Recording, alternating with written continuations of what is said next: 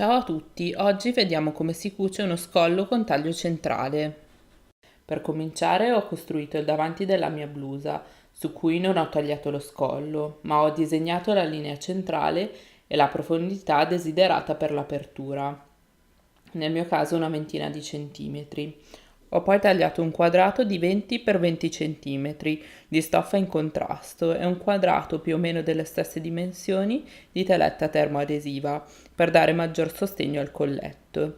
Le dimensioni possono variare a seconda della profondità e della larghezza desiderate per il collo. Nel mio caso sia la stoffa che la teletta sono elasticizzate.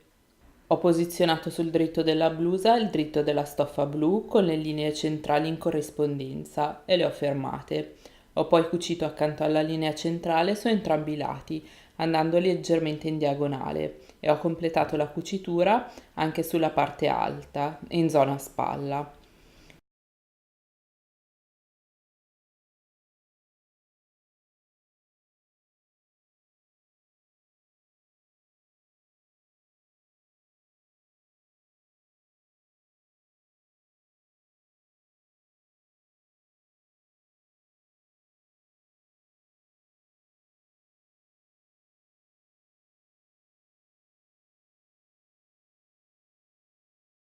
Ho poi tagliato l'eccesso di stoffa e lungo la linea centrale tracciata all'inizio.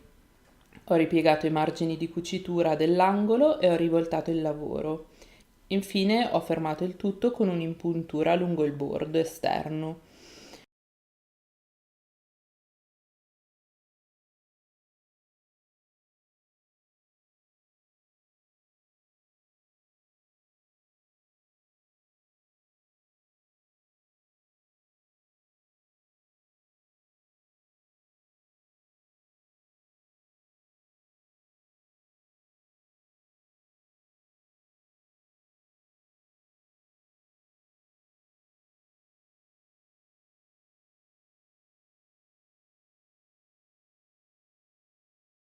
Per evitare che la stoffa interna del collo si muovesse eccessivamente, l'ho fermata riprendendo le cuciture delle pence sul davanti e ho eliminato l'eccesso di stoffa.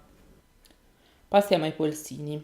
Ho tagliato un pezzo di stoffa delle stesse dimensioni del fondo della manica, che in questo caso arriva fino al gomito, e alto 9 centimetri. La prima operazione è stata cucire l'orlo.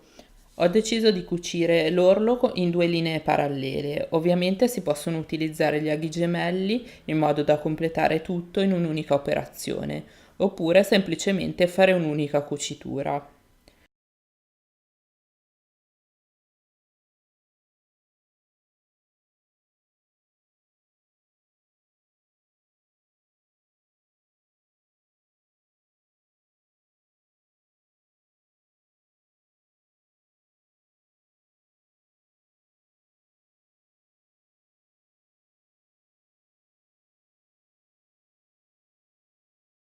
Ho appoggiato il dritto del polsino sul dritto della manica, facendo combaciare la linea dello spacco, che nel mio caso sarà profonda circa 5 cm e posizionata a 10 cm dal dietro della manica. Utilizzando la stessa tecnica utilizzata per il collo, ho cucito in diagonale a partire dal vertice dello spacco e in basso.